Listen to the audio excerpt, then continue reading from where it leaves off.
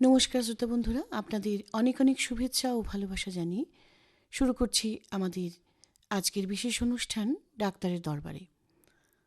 আমাদের স্টুডিওতে আজকে উপস্থিত আছেন শিলচরের বিশিষ্ট চর্মরোগ বিশেষজ্ঞ ডাক্তার দেবজিৎ দাস।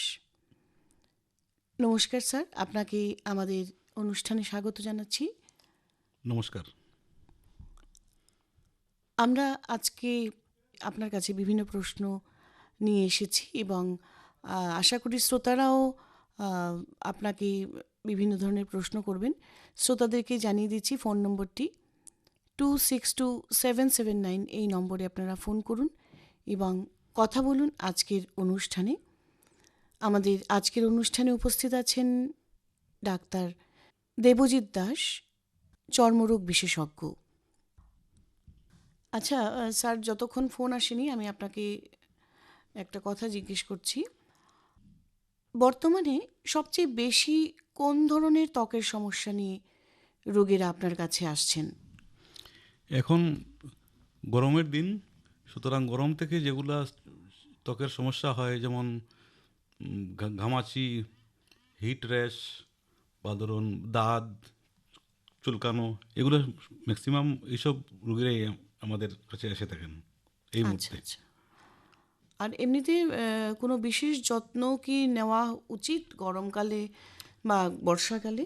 বর্ষাকালে বা গরম দিনে যেহেতু আমাদের এখানে আর্দ্রতা বেশি এবং ঘাম খুব বেশি হয়, সেজন্য স্নান করাটা দিনে 2-3 বার স্নান করলে খুব ভালো হয়। আচ্ছা। এবং শরীরের ঘামটা তাৎক্ষণিক মুছে ফেলা ভালো বা ধুয়ে নেওয়া ভালো। এবং সুতির, সম্ভবত কাপড় সুতির ব্যবহার। কাপড়, আচ্ছা আচ্ছা, একটু লুজ ফিটিং, মানে একদম টাইট না, বুঝতে পারছি। লুজ ফিটিং সুতির কাপড় পরলে বেশি ভালো হয়। স্কিনটা অনেক ভালো থাকে। আচ্ছা আচ্ছা। আচ্ছা, এমনিতে আমরা তো জানি ছোটবেলা থেকে যাদের পক্স হয়েছে বা আমাদের বাচ্চাদেরকে আমরা ভ্যাকসিন দিয়ে থাকি। তো বর্তমানে কি সেই ভ্যাকসিনের মানে মানে কার্যকারিতা কি, যে ভ্যাকসিন দিলে কি আর পক্স কখনো হয় না, এরকম কিছু? ভ্যাকসিন নেওয়ার পর যেহেতু পক্স হয় না বলে এমন কথা না, ব্রেক থ্রু ভেরিসেলা বলে একটা জিনিস হতে পারে, কিন্তু সেটা এরকমভাবে শরীরের মধ্যে প্রকাশ পাবে না। কয়েকটা আচ্ছা জায়গায় কিছুটা দেখা দিতে পারে, যেমন জ্বর অল্প অল্প থাকতে পারে, অল্প শরীরের ভেতরে থাকতে পারে।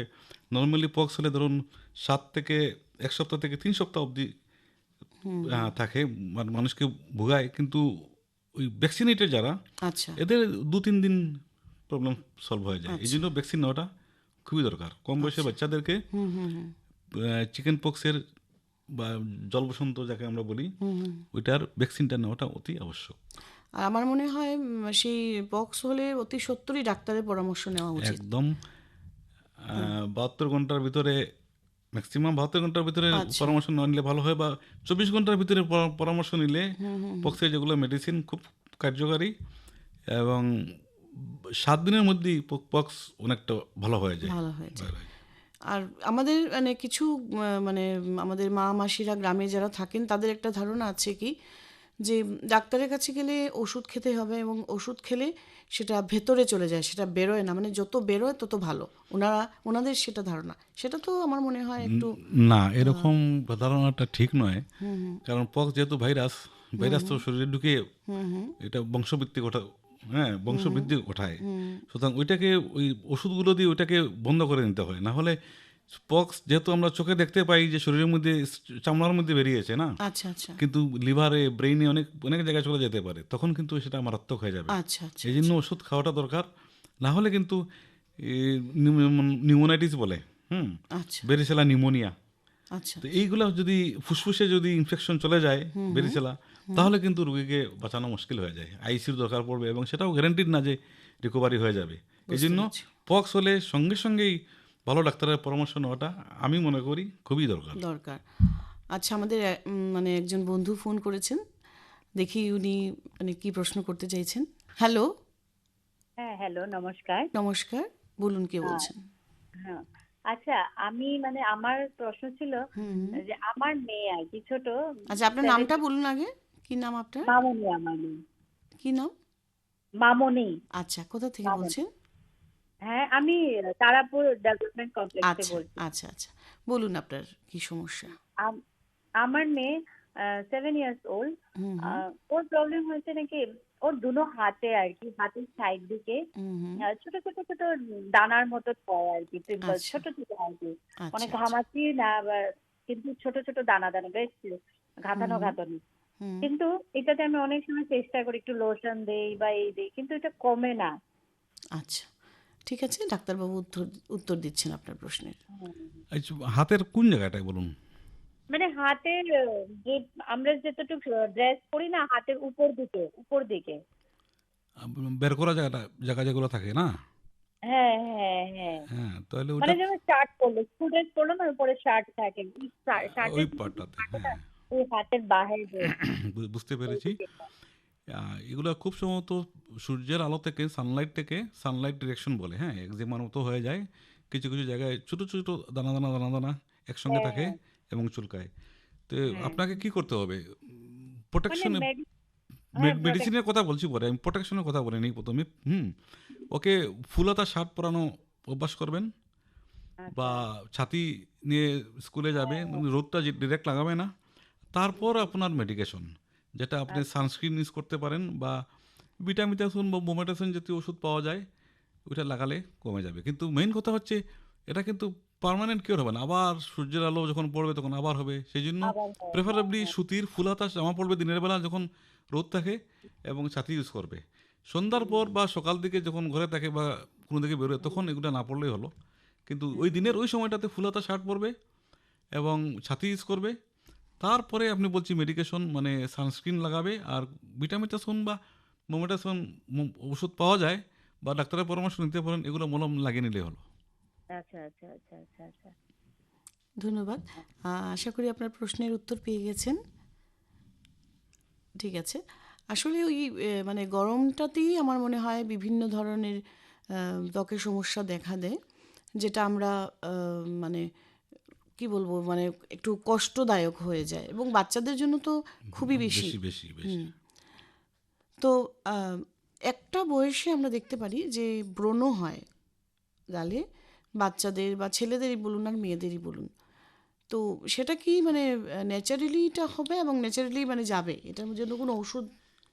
আচ্ছা, বলছি ব্রণ জেনারেলি ওই টিনেজ, যখন পিউবার্টিটা হয়, যখন অপ্রাপ্তবয়স্ক থেকে প্রাপ্তবয়স্কের দিকে চলে যায়, তখন কিছুটা হরমোনাল পরিবর্তন ঘটে চেঞ্জেস, শরীরের আচ্ছা। মধ্যে, তখনই ব্রণ হয়। এবং শুধু হরমোন না, এটার মধ্যে এক ধরনের ব্যাকটেরিয়া ইনফেকশন হয়ে যায়, প্রোপিনিও ব্যাকটেরিয়াম একনি আচ্ছা বলে। আচ্ছা। এগুলা ওই দুটা কারণে মেইনলি হয়। তো ম্যাক্সিমাম সবারই হয়। আচ্ছা কিছু কিছু ছেলেমেয়েদের হয়তো এসকেপ হয়ে যায়, কিন্তু মেজরিটি ছেলেমেয়েদের ব্রণ হবেই। এবং এটা এক বয়সে নিশ্চয়ই স্পন্টেনিয়াসলি কমে যাবে, কিন্তু কমে যাবে। ওই সময়টাতে যখন হয়, তখন কিন্তু হাতটা চলে যায়, নখ চলে যায়, হ্যাঁ হ্যাঁ হ্যাঁ। এবং মুখের মধ্যে স্পট পড়তে থাকে, তখন বিরাট বড় অবস্থা। মানে কোনো ছেলেমেয়েরা পড়াশোনায় মন লাগাতে পারে না, ঘুরতে বেরোতে চায় না, অনেক মানে মেন্টালি অনেক ডিস্টার্ব করে নেয়। বুঝতে এই পারছি। জন্য চিকিৎসা করাটা দরকার। ভালো আচ্ছা স্কিনের ডাক্তারের পরামর্শ নিতে পারেন। ডক্সিসাইক্লিন জাতীয় ওষুধ খাওয়া যেতে পারে, বা ক্লিন্ডামাইসিন জাতীয় লাগানোর মলম আছে, লাগিয়ে নিতে পারেন। আচ্ছা ফেস ওয়াশ আচ্ছা। করবে রেগুলারলি, এবং ধীরে ধীরে এগুলা হয়ে যায়।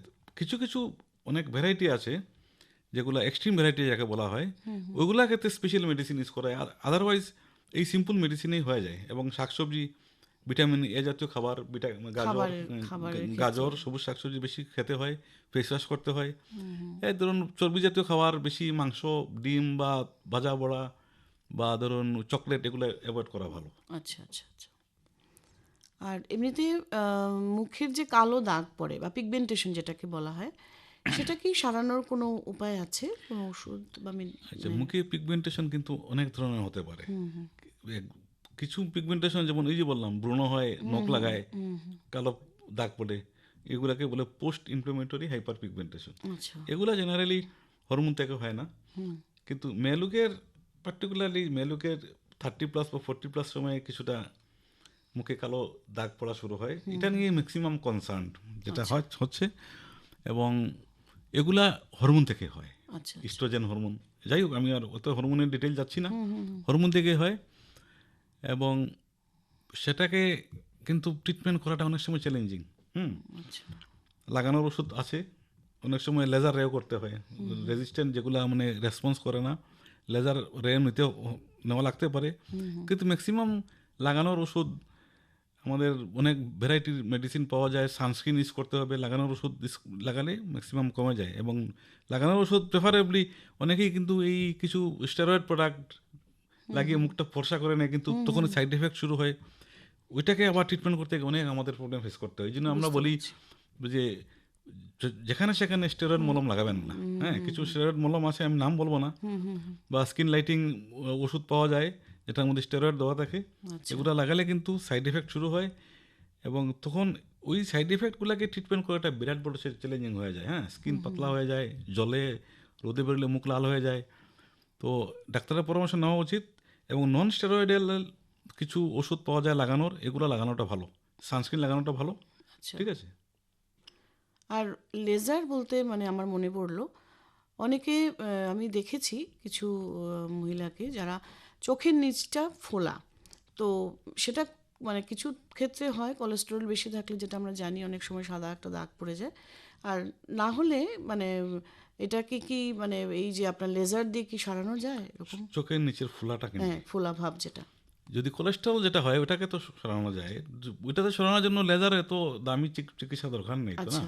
রেডিও ফ্রিকোয়েন্সি অ্যাবলেশন বলে, ওটা সস্তার মধ্যে হয়ে যেতে পারে, বা আমাদের এক ধরনের কেমিক্যাল পাওয়া যায়। বা ওইটা কেন হয়, মানে কোলেস্টেরল ছাড়াও কেন হয়?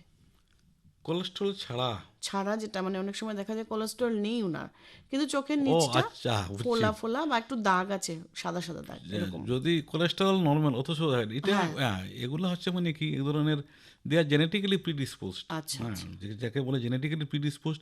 কোলেস্ট্রল নর্মাল, কিন্তু তথাপি গিয়ে জমা হবে, টেন্ডেন্সি টু ডিপোজিট কোলেস্ট্রল বলে আর কি। বুঝতে পারছি। কোলেস্ট্রল জমা হওয়ার একটা প্রবণতা। ওই জন্য জিনিসটা হয়, এটা জেনেটিক্যালি ডিটারমিন্ড, মানে আর এর থেকে বেশি ভালো আনসার দেওয়া মুশকিল হয়ে যাবে। কোলেস্ট্রল বেশি হলে হতে পারে, নর্মাল থাকলেও হতে পারে, কিন্তু জমা হয় কোলেস্টেরল। আচ্ছা আচ্ছা, তো ওটার কোনো লেজার টেজার নেই মানে বললাম তো, লেজার এত দামি দরকার নেই। নেই। রেডিও ফ্রিকোয়েন্সি অ্যাবলেশন করা যায়, অনেক টাকা কম লাগবে, বা অ্যাসিড দিয়ে কোটারাইজ করা যেতে পারে, অনেক টাকা কমে হয়ে যাবে। আচ্ছা। আর এমনিতে বাজারে আমরা অনেক সময় দেখি অনেক বিভিন্ন কসমেটিক্স ডিপার্টমেন্ট থেকে যেগুলো সানস্ক্রিন, সেগুলো কি মানে সেফ ইউজ করে না মেডিকেটেড সানস্ক্রিনটা আমি বেশি তো ভালো? কসমেটিক গুলা সম্বন্ধে বিশেষ আইডিয়া নেই, আমি বলতে পারবো না। আমি তো বলবো মেডিকেটেড ইউজ করার জন্য, যেখানে SPF লেখা থাকবে, হ্যাঁ, 15+, 30+, 50+, এবং আজকাল 100+ SPF দেওয়া আছে। কিন্তু আমাদের ইন্ডিয়ান সাবকন্টিনেন্টে এত হাই SPF না থাকলে হয়, যাদের গায়ের রং যত ফর্সা ওদের জন্য একটু হাই SPF লাগে। আচ্ছা। কিন্তু আমাদের যে ডার্ক কমপ্লেক্সন যারা তাদের পিগমেন্ট প্যাটার্ন, যেটা ইন্ডিয়ান সাবকন্টিনেন্টে টাইপ 3-4 বলা হয়, তো এদের জন্য 15+ বা 30+ হলেই যথেষ্ট। কিন্তু একদম যারা রং বেশি ফর্সা ওদের জন্য 50+ বা এর থেকে বেশি ইউজ করতে পারেন। কিন্তু এটা নয় যে সবাই 100+ বা 80+ SPF ইউজ করতে হবে, এরকম কোনো ব্যাপার না কিন্তু। আচ্ছা, এমনিতে ওই যে সুইমিং এর জলে যেটা ক্লোরিন থাকে সেটা থেকে তো স্কিন কালো হবেই, কিন্তু সেটা কি আবার ঠিক হয়ে যায় না? মানে কালো বন্ধ করে না, ধীরে ধীরে ছেড়ে দিলে আস্তে আস্তে আস্তে আস্তে আবার রিকভারি হয়ে যায়। আচ্ছা আচ্ছা। কিন্তু সুইমিং পুলে কিছু ইনফেকশন হয় কিন্তু স্কিনের, আমি দেখেছি চোখে ইনফেকশন তো হয়, স্কিনের মধ্যে অনেকগুলো ইনফেকশন হয়, কন্টাজিয়াস। এই জিনিসটা সুইমিং পুল যারা অথরিটি, ওদের যদি প্রপার হাইজিন মেনটেন না করে, প্রপার ক্লিনেশন না করে, তাহলে কিন্তু এটা চান্স বেশি, চান্সেস থাকে। আর আচ্ছা, আরেকটা প্রশ্ন করছি, এই যে এখন আমরা যে অনেকে পার্লারই হোক বা যে একটা ট্রিটমেন্ট করে স্কিনের জন্য, যেটা অনেকে 40-র উপরে বা 50-র উপরে হলে যেটা স্কিন ঝুলে যাওয়ার একটা প্রবণতা দেখা দেয়, সেটার জন্য ইনজেকশন বা এই বিভিন্ন ক্রিম, সেটা কি সেফ? হ্যাঁ, লুজ স্কিন যেখানে মানে বয়স হয়ে গেলে স্কিনের মধ্যে অনেক সময় ভাঁজ হয়ে যায়, ঝুলে যায়, এগুলোর ক্ষেত্রে হ্যাঁ সেই বটুলিনাম টক্সিন, বটক্স টক্সিন যেগুলো, হ্যাঁ, সেটা উন্নত দেশে এবং আমাদের দেশেও বড় বড় মেট্রো সিটিতে মানুষ ইউজ করে, কিন্তু রেগুলার ইউজ না করলে ধরুন পার্টিতে যাবে, ইয়ং দেখতে হলে এই যে বটক্স ইনজেকশন নিয়ে চলে যায় পার্টিতে। এটা কি মানে ইনস্ট্যান্টলি কাজ করে? ইনস্ট্যান্টলি কাজ করে, খুব ভালো। আচ্ছা। এবং ইউজ করতে পারেন, কিন্তু জিনিসটা হলো হচ্ছে কি, এগুলো খুব দামি, কিন্তু অনেক টাকার দরকার, এবং এটা নেওয়া যেতে পারে বটক্স ইনজেকশন। আচ্ছা আচ্ছা। আর এমনিতে এখন আমরা অনেক ক্ষেত্রে দেখি, যেমন ছোট ছোট বাচ্চাদের পাকা চুল দেখা দেয় বা চুল পড়ে যাচ্ছে, তো সেক্ষেত্রে পাকা চুল তো আমি তো মানে বেশ কটা বাচ্চাকে দেখেছি চুল পেকে যাচ্ছে এবং আস্তে আস্তে ধীরে ধীরে দেখা যাচ্ছে পুরোটাই সাদার দিকে। তো সেটাতে কি করা উচিত? প্রথমেই মানে ট্রিটমেন্ট নিলে কি সেটা থেকে রক্ষা পাওয়া যাবে এরকম কিছু? পাকা চুলের গ্রেইং যাকে বলে, হ্যাঁ, আমরা পাকা চুল বলে হোয়াইটেনিং বলি না, বলি গ্রেইং। গ্রেইং অফ হেয়ার, সেটা এক সময় তো বয়স হলে তো হবেই, সেটা হচ্ছে ন্যাচারাল। কিন্তু 20 বছরের আগে যদি হয়, এটাকে বলে প্রিমেচিওর ক্যানাইটিস। প্রিমেচিওর ক্যানাইটিস যাকে বলে, ওইটাকে ট্রিটমেন্ট করতে হয়। 20 বছরের পরে চলে গেলে কিন্তু আর ট্রিটমেন্ট করে আর খুব বেশি লাভ হয় না। আচ্ছা আচ্ছা। তো 20 বছরের আগে যারা হয়, যেগুলো বাচ্চার হয়, ওদের জন্য ট্রিটমেন্ট আছে, কিন্তু সেটা কিন্তু 100% গ্যারান্টিড না। আচ্ছা। কাজ করতে পারে, নাও করতে পারে। নাও করতে পারে। তো ট্রিটমেন্ট অ্যাভেলেবল আছে, লাগানোর জন্য আছে, খাওয়ার জন্য আছে। পেন্টোথেনিক অ্যাসিড 200 মিলিগ্রাম খেতে হয় 6 মাস। তারপর আরও কিছু মেলিটেইন জাতীয় বা এগুলা লাগানোর ওষুধ পাওয়া যায়, এগুলো লাগালে কাজ করে। কিন্তু আমি আবার বলছি 100% নাও গ্যারান্টিড করতে পারে। নাও করতে তো পারে, 100% গ্যারান্টিড না। এটা মেনে নেওয়াটাই ভালো, আচ্ছা, আমি আচ্ছা। যা মনে করি। বুঝতে পারছি। প্রপার কিন্তু কাউন্সেলিং করে যদি মেনে নেওয়া যায়, সেটাই ভালো। তো এটা কি মানে কোনো মানে শরীরে কোনো ডেফিসিয়েন্সি থেকে হয় না? না, শরীরে কোনো সেরকম ডেফিসিয়েন্সি কিছু নেই। সেরকম কিছু নেই। তো কেন হয় একটু যদি বলেন আপনি? কেন হয় মানে এই বললাম না, অনেকগুলো জিনিস জেনেটিক্যালি ডিটারমিন্ড। আচ্ছা। এগুলো মানে যে পার্টিকুলারলি যেমন থাইরয়েড হরমোন যদি তারতম্য হয়, চুল পড়ে, এগুলো প্রুফড, প্রমাণিত। হ্যাঁ, কিন্তু ওই যে প্রিমেচিওর ক্যানাইটিস যাকে বললাম, কম বয়সে চুল পেকে যাওয়া, এগুলা কোনো একদম পিন পয়েন্ট কোনো কারণ পাওয়া যায় না। যায় না। না। সেটাই আমাদের আরেকজন শ্রোতা ফোন করেছেন, ওনার সাথে কথা বলে নিচ্ছি। Hello hello. হ্যালো। হ্যাঁ বলুন, কে বলছেন? হ্যাঁ, নমস্কার। নমস্কার। আমি মৌভাট রায়চৌধুরী বলছিলাম। হুম হুম। ডাক্তারবাবুর সাথে কথা হচ্ছে? হ্যাঁ হ্যাঁ আছেন উনি, আপনি বলুন আপনার বলছি সমস্যা। যে আমার স্কিনে মুখের মধ্যে না দানা দানা দানা দানা, মানে সেই ঘামাচির মতন দানা দানা, মানে পুরো মুখটা ভরে গেছে। এবার মাঝে মধ্যে যেরকম হয় ফেস ওয়াশ, স্ক্রাবার, ওগুলো করার 1-2 দিন পর্যন্ত ঠিক থাকে, আবার দেখি সেই দানা দানাগুলো বেরোয়। আচ্ছা, এটা একটা গেল। আর একটা হচ্ছে ওই ব্রণ টাইপেরই, সেটা না বেশ টিউমারের মতন এরকম ফুলে ফুলে যায়। ব্যথা হয় কখনো কখনো, আবার কখনো কখনো ব্যথা হয় না। তো এই কি জিনিস একটু বলতে পারবেন? আপনার বয়সটা বলুন ডাক্তারবাবুকে। 43। হুম। 43। 43। আচ্ছা, ব্রুনো হতে পারে। ব্রুনো যেহেতু আপনার ন্যাচারাল বয়স পের হয়ে গেছে ব্রুনো হওয়ার, কিন্তু লেট অনসেট বলে একটা জিনিস আছে, লেট অনসেট একনি পিম্পলস, যেটা হরমোনাল তারতম্যের জন্য হয়, 40-এর আশপাশে হতে পারে। তো যে আপনি যেটা বলছেন মনে হচ্ছে ব্রুনো হচ্ছে, এবং ওই জন্য আপনাকে স্পেশাল এগুলো নর্মাল যেগুলো আমরা ডক্সিসাইক্লিন বা ক্লিন্ডামাইসিন জাতীয় ওষুধ দিয়ে থাকি, এগুলো দিয়ে নাও কমতে পারে। এই জন্য স্পেশাল মেডিসিন খেতে হবে, এবং স্পেশাল মেডিসিন খেতে হলে আপনাকে ডাক্তারের পরামর্শ নিতে হবে, এবং রক্ত পরীক্ষা করার পরে তাহলেই খেতে পারবেন। আচ্ছা আচ্ছা। তো এক্স্যাক্টলি এটা আপনি কি বেশ বলছেন মানে কিছুদিন না দেখে ধরে তো হচ্ছে। হ্যাঁ, না হ্যাঁ দেখে হ্যাঁ হ্যাঁ, না বুঝতে দেখে পেরেছি। এক্স্যাক্টলি আমাদের স্কিনের স্কিনের সমস্যা। প্রবলেমগুলো এমন জিনিস না দেখলে বোঝা যায় না। তো আপনি ফেস ওয়াশ রেগুলার করবেন, মুখের যত্ন নিন, কিন্তু যদি আচ্ছা, সম্ভব হয়। ফেস ওয়াশটা কি রাত্রেও, মানে অ্যাকচুয়ালি কি হয়, আমরা যেরকম ইউটিউব দেখি, এটা দেখি ওটা দেখি, অনেকে সেই ইউটিউবে বলে কি রাত্রিবেলা ফেস ওয়াশ না করা, বেশি মুখে ফেস ওয়াশ না দেওয়া। তো এটা কি ঠিক, মানে রাইট না রং? বেশি তো আমরা একটা কথা বলে না যে access of anything is bad. তো বেশি করলে তো খারাপ হবে। বেশি কেন করবেন? ধরুন যতটুকু দরকার ততটুকু করবেন, দিনে 3 বার করুন। ফেস ওয়াশ রাত্রে করতে পারেন, কোনো ইসে নেই। ফেস ওয়াশ করে হালকা ময়শ্চারাইজার লাগিয়ে নেবেন মুখের, তাহলে কোনো প্রবলেম হবে আচ্ছা। না। আর যদি মুখ বেশি অয়েলি হয় আপনার, হ্যাঁ, হ্যাঁ, আমার অয়েলি স্কিন তাহলে ফেস অ্যাকচুয়ালি। মানে ময়শ্চারাইজার অ্যাভয়েড করবেন আপনি, ঠিক হ্যাঁ, আছে? মানে রাত্রে ওই ময়শ্চারাইজার যদি না লাগে তাতে হ্যাঁ, স্কিনের কোনো প্রবলেম নেই। কোনো প্রবলেম নেই, আপনি ময়শ্চারাইজার লাগাবেন না। অয়েলি ফেসে ময়শ্চারাইজার না লাগানোই ভালো। ন্যাচারাল অয়েল প্রচুর প্রোডাকশন হয়তো মুখে, হ্যাঁ, ওই জন্য শুধু ফেস ওয়াশ করে যান, কিন্তু ময়শ্চারাইজার লাগাবেন না। ড্রাই স্কিন হলে লাগাতে পারেন। হ্যাঁ হ্যাঁ, না ড্রাই নয়, আমার অয়েলি স্কিন। শুধু ফেস ওয়াশ করবেন। ওকে ওকে, থ্যাংক ইউ ডাক্তার। ধন্যবাদ আপনাকে।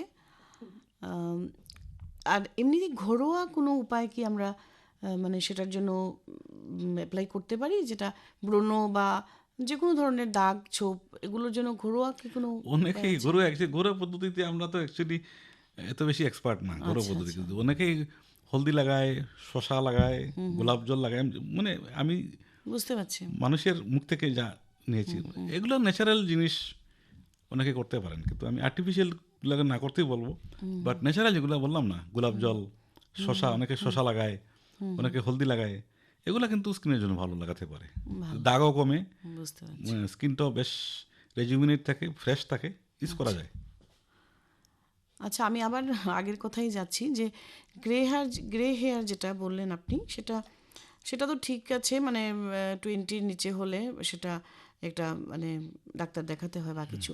তো এই যে আমি দেখেছি যে এই টিনে চুল পড়ার একটা প্রবণতা আজকাল খুব বেশি দেখা যাচ্ছে, খুব বেশি চুল পড়ছে এবং মাথা খালি খালি হয়ে যাচ্ছে। সেটা কি জেনেটিক না এরকম হতে পারে কিছু? জেনেটিক না, সবগুলোর ক্ষেত্রে তো জেনেটিক হবে না, এই বয়সে।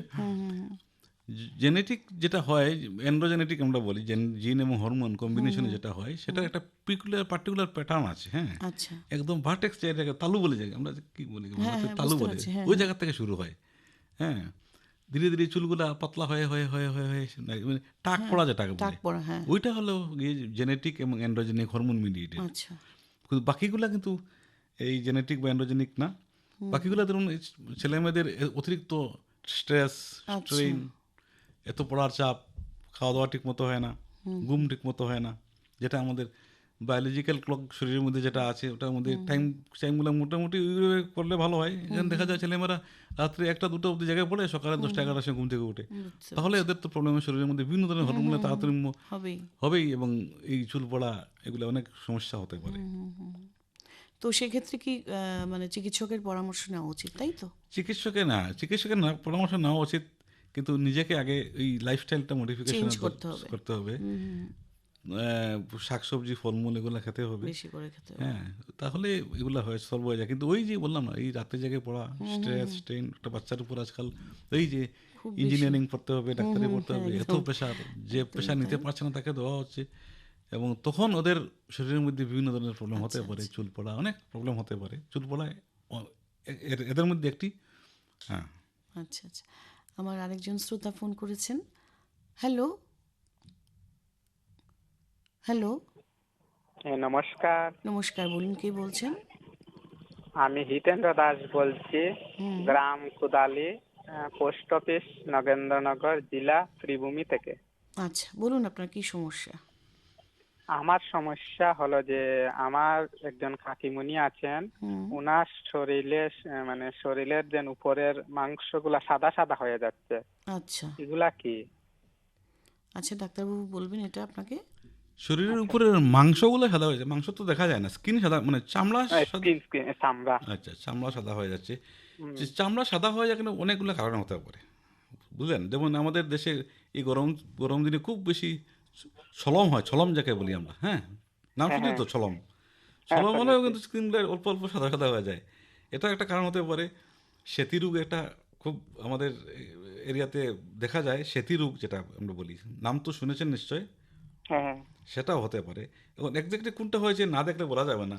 যদি সলমের মতো হয়ে থাকে, পুরা সাদা হবে না, একটু একটু সাদা হবে। হ্যাঁ, তখন ট্রিটমেন্টগুলো আলাদা হবে। আর যদি সেটি হয়, তাহলে একদম দুধের মতো সাদা হয়ে যাবে। ডিম বা দুধ দেখেছেন তো, হ্যাঁ হ্যাঁ, দেখেছি। দুধের মতো সাদা হয়ে যায়। যদি এটা যদি সেতু হয়ে যায়, তাহলে তো সেতির ট্রিটমেন্ট নিতে হবে। কিন্তু না দেখে বলা মুশকিল, কারণ অনেকগুলো কারণ আছে তো, বুঝতে পেরেছেন।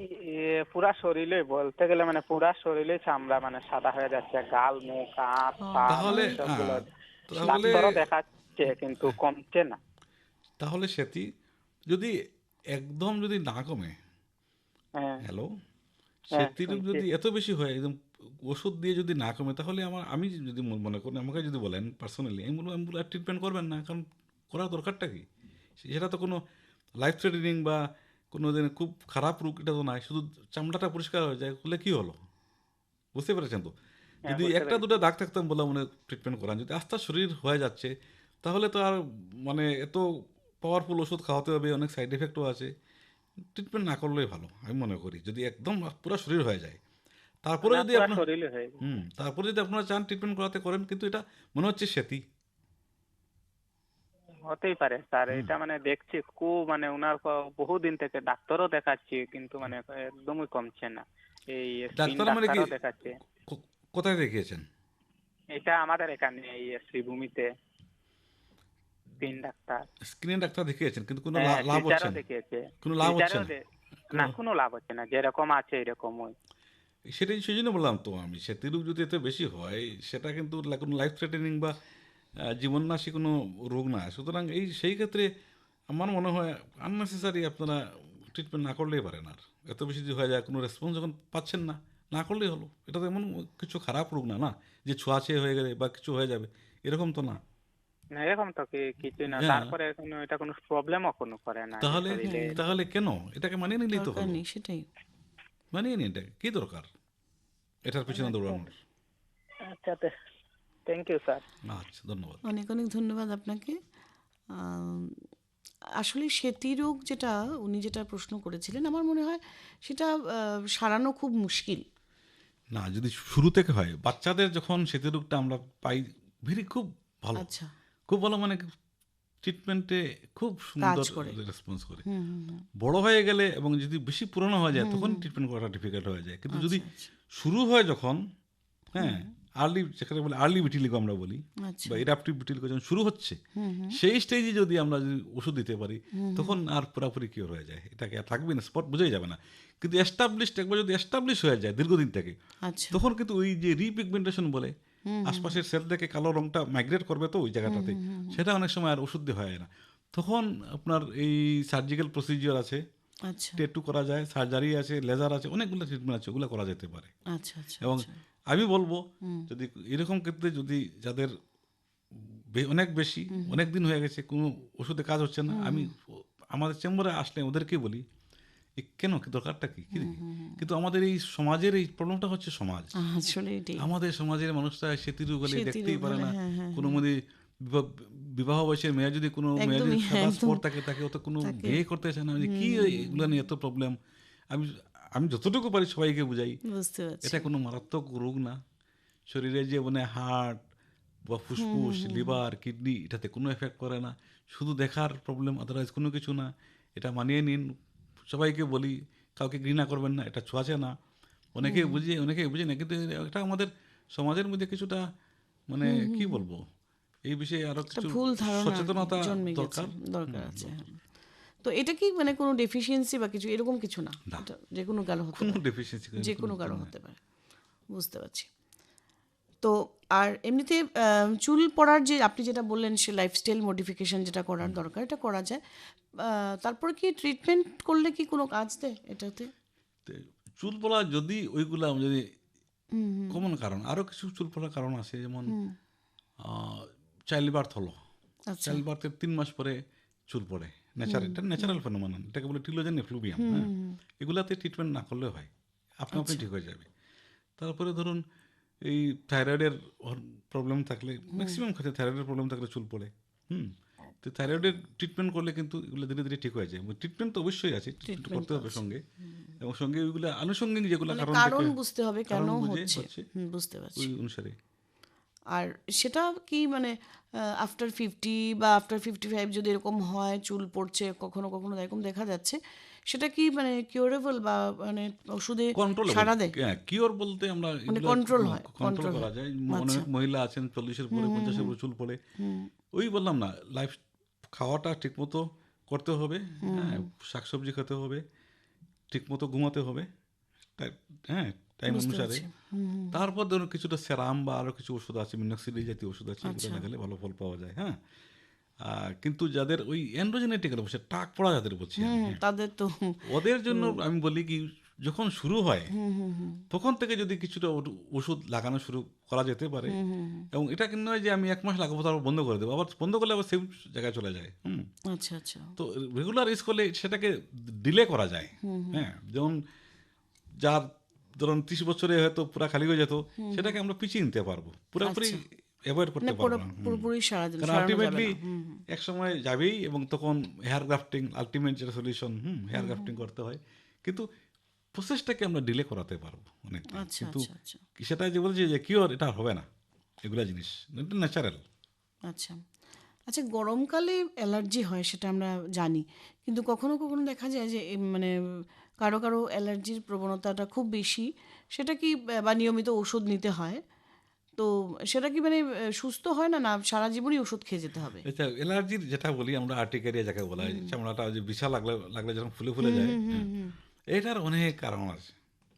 যদি অ্যাভয়েডেবল কারণ যেগুলো হয়, কমন যেগুলা, এগুলো হলে তো ভালো, ট্রিটমেন্ট করলে কমে যাবে। কিন্তু যেগুলা কিছু আনঅ্যাভয়েডেবল কারণ আছে, হ্যাঁ, আচ্ছা। অটো ইমিউনিটি বলে কিছু জিনিস আছে, তারপর যারা সেন্সিটিভ, ধুলাবালি লাগলেই শরীরের মধ্যে কিছু সেল আছে মানে এই হিস্টামিন প্রোডাকশন করে, ধুলাবালি লাগলেই হয়ে যায়। তো এইগুলা জিনিস আনঅ্যাভয়েডেবল। আচ্ছা। এটা শরীর কখন এগুলাকে মানিয়ে নেবে বলা মুশকিল, আদারওয়াইজ পুরা চিকিৎসা করতে হবে। আর যেগুলো অ্যাভয়েডেবল, যেগুলো যেমন পেটের ভিতরে কৃমি বা কোনো কিছু ইনফেকশন হলো, এগুলোর ট্রিটমেন্ট করলে হয়ে যায়। বা কোনো আমি ধরুন কোনো ফুড আইটেম থেকে অ্যালার্জি হয়, এটা অ্যাভয়েড করলে হয়ে গেল। কিন্তু ওই যে আনঅ্যাভয়েডেবল কিছু কারণে বললাম না, হ্যাঁ, এবং অনেক ক্ষেত্রে দেখা যায় কোনো কারণ খুঁজে পাওয়া যায় না, এত ব্লাড টেস্ট সব কিছু করে কোথা থেকে হচ্ছে বোঝা যাচ্ছে না, ওগুলাতে একটু লেংদি ট্রিটমেন্ট এবং স্পেশাল ট্রিটমেন্টও আছে যেটা আমার এখানে করা হয় না। আচ্ছা। স্পেশাল মেডিসিন, অনেক দামি দামি মেডিসিন আছে কিন্তু ওগুলো দেওয়া হয় না। কিন্তু রেগুলার ধরুন অ্যান্টিস্টামিন যেগুলো ঔষধ আছে, অ্যান্টি অ্যালার্জিক, এগুলো খেলে কোনো প্রবলেম হয় না। মাঝে মধ্যে খেয়ে নিলে এগুলো নিয়ে এত টেনশন না করে মধ্যে মধ্যে খেয়ে না, নিলে রেগুলার খেলে কি কোনো ক্ষতির কোনো কোনো সম্ভাবনা? কোনো কিছু হয় না। আচ্ছা, অ্যালার্জির মানে ওষুধ যদি খেতে হয় বা এটাতে কোনো মানে সাইড এফেক্ট কিছু সাইড নেই? এফেক্ট মানে কি, ধরুন ওই একটু ঘুম ঘুম পায়, আচ্ছা, ওইটাই। অত এই জন্য মানে ট্যাবলেটটা রাত্রেবেলা খেয়ে নিলে ভালো, আর আদারওয়াইজ বইয়ের কিছু না। আচ্ছা, আচ্ছা। আর এমনি বাচ্চাদেরকে আমাদের ত্বকের যত্নে মানে কিভাবে রাখতে হবে একটু যত্ন, যাতে মানে ত্বকের সমস্যা থেকে মুক্তি মুক্তি পেতে পারে, বিশেষ করে গরমকালে ছোট বাচ্চা যারা, ঘামাচি হয় বা হ্যাঁ, এরকম, ছোট বড় সবারই হয় ঘামাচি। পার্টিকুলার আমি ছোট বাচ্চা যারা একদম 2 মাসের 3 মাসের বাচ্চা, ওদের জন্য কিছু বলছি যে এদেরকে এত বেশি কাপড় দিয়ে রাখার দরকার নেই। গরম দিন আচ্ছা। এগুলো বাচ্চাগুলোর ভিতরে ঘেমে যায়, এবং বাচ্চারা শরীরের মধ্যে দেখবেন কিছু ভাঁজ আছে, গলার মধ্যে ভাঁজ, পায়ের মধ্যে ভাঁজ, এই ভাঁজগুলোর মধ্যে ঘাম জমা হয়ে একদম ঘা হয়ে যায়। আচ্ছা, আর আমাদের একটা পুরানো ধারণা যে পাউডার দিলেই সব কিছু সলিউশন হয়ে যায়, আচ্ছা, আচ্ছা, এবং মানুষ এই ভাঁজের মধ্যে পাউডার দিয়ে দেয়, বুঝতে পারছি। এবং এই পাউডারগুলা ঘামে ভিজে এখানে আরো বেশি প্রবলেম হয়। এই জন্য আমি বলবো যে বাচ্চাদেরকে যদি পাউডার দিতে হয় দিন, পেটের পিঠে এগুলো জায়গাতে দিন, কিন্তু এই ভাঁজ যেগুলো জায়গা আছে ভাঁজের মধ্যে পাউডার দেবেন আচ্ছা, না। আচ্ছা, আচ্ছা। ভাঁজগুলো জায়গাতে বারে বারে মুছে নিতে হয়, সুতির কাপড় ভিজিয়ে জায়গাগুলো মুছে নিলে ঘাম জমা থাকে না, কোনো প্রবলেম হবে না। আচ্ছা, বাচ্চাকে অবশ্যই ভালো তেল বা ময়েশ্চারাইজার ইউজ করতে হবে, এবং তারপরে যাদের বড় বাচ্চা, এই জন্য স্পেশাল কেয়ারের কোনো দরকার নেই। আচ্ছা, হ্যাঁ, আচ্ছা। অনেক বাচ্চারা কিছু মশার কামড় থেকে এক ধরনের এখন দেখা হাতে পায়ের মধ্যে অ্যালার্জি, মানে গোটা গোটা গোটা গোটা বেরিয়ে যায়।